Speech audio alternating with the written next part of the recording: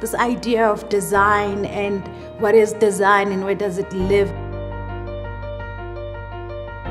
I grew up in a community where you had people who were making shoes in the corner of the street. You had people creating all kinds of things in the township. They were designers, just that no one put the title design on that. But for me, that's what I saw as inspiration.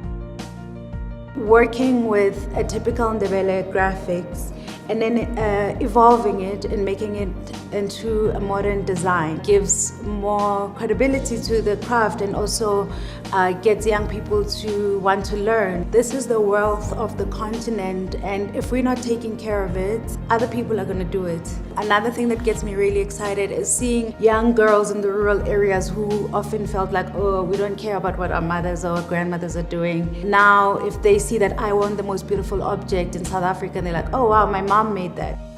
It makes me feel that I'm part of a bigger community of young creatives in South Africa who are trying to change things, to disrupt and looking into the normal but finding the unusual things and trying to initiate and innovate in those spaces.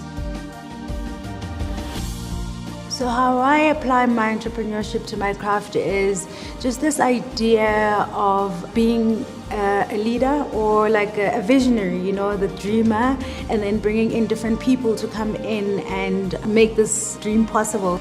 Also educate these corporate people or these spaces that creativity plays just as much of a role in the economy of our society.